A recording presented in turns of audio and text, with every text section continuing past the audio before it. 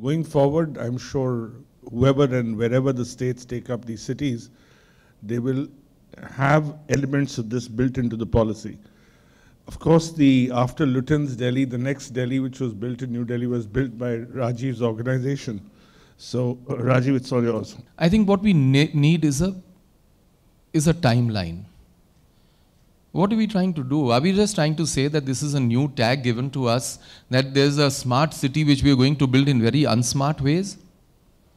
That we're going to have a whole lot of planning done over here? DD has been planning for 50 years. And we agree with you, sir, that what a mess are we in?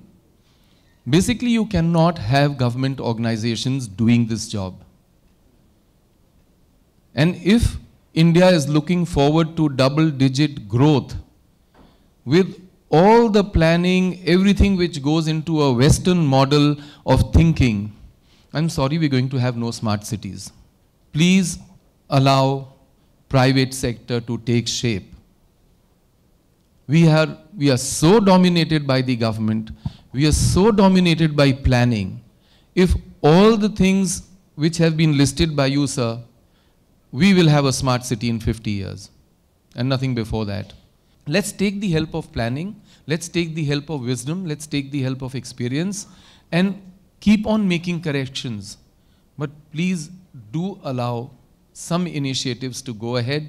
If we keep on dabbling in so much of thinking, we perhaps will end up like the Planning Commission. It can keep on planning for the rest of the country.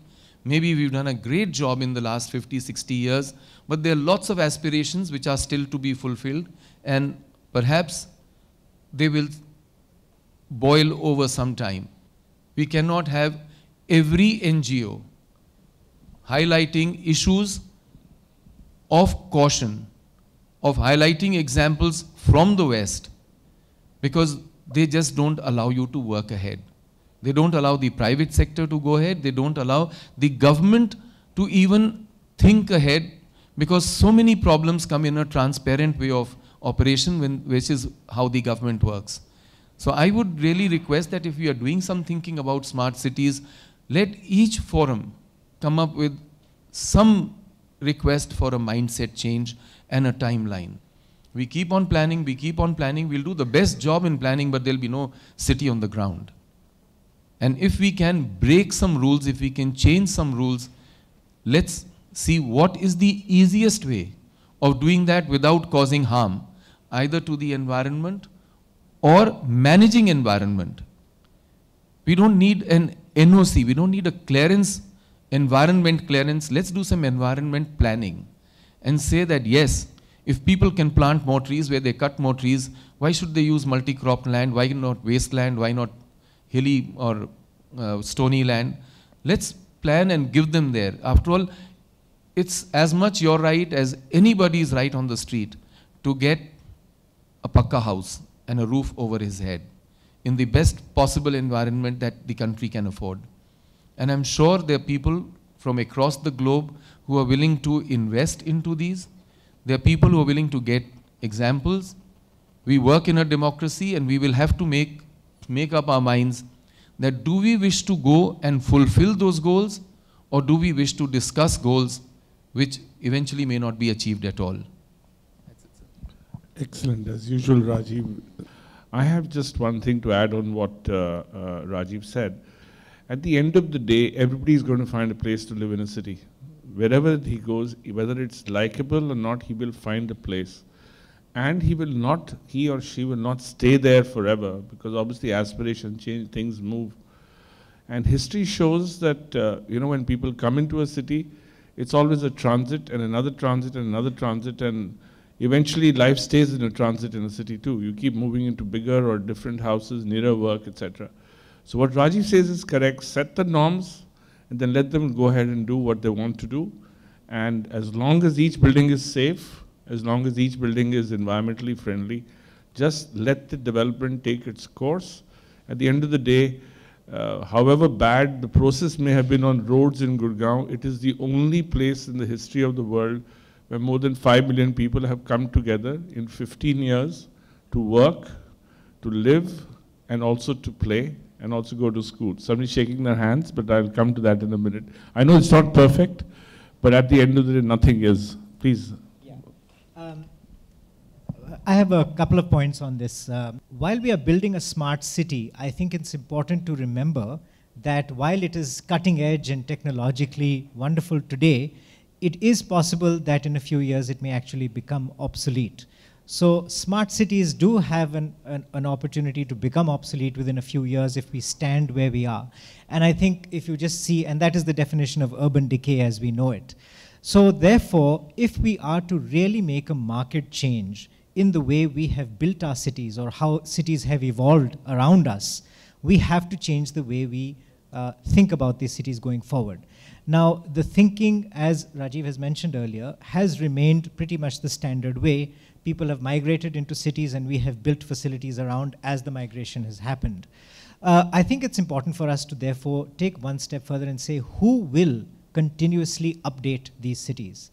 And that is where that public-private partnership does come very well into effect.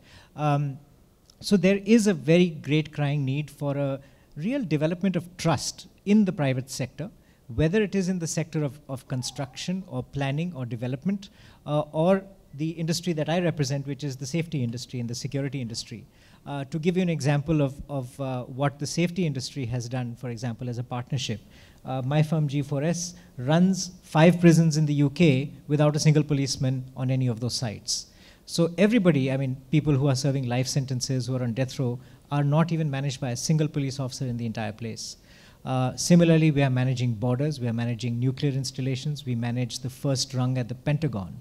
So if the US Defense Department can put a private firm at its gate and say, we will hand over the security to a private firm, that is the level of trust that these governments have begun to have. And imagine the responsibility that we have had to develop behind ourselves and the command and controls that we have had to create that trust and keep it in perpetuity. That can come to India. Now today, if I talk about creating a safe city as a subset of a smart city, it will be very clearly put forward to the MHA, for example, and told, we will get back to you, and I think that's all I'll hear of it. So there is a great advantage, I think, to understanding that we must think radically in how this public sector and private partnership has to happen, whether it is in the construction of a road or in the continuing safety and security of the people who will inhabit that. You want to add something? Please do. I'd just like to add just 1 or 2 small points. One is that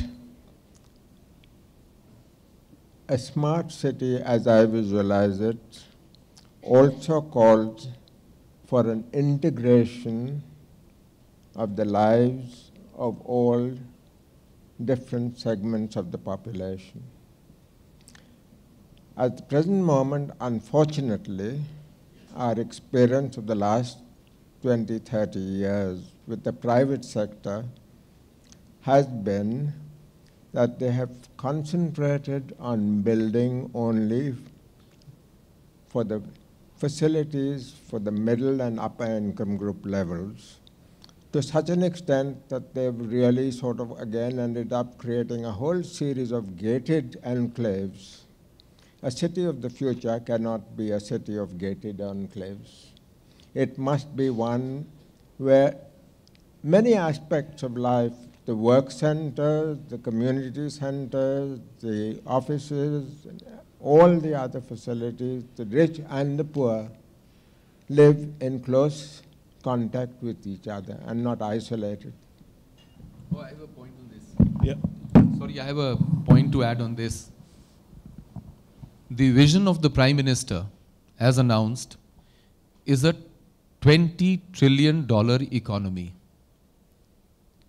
And $20 trillion economy at 1.25 billion people. Today, our size is about $2 trillion. I think this overhang which we have and our mindset which we have, sir, the poor, the poor, the poor. I think the idea is to see how many people who are poor today can be taken above.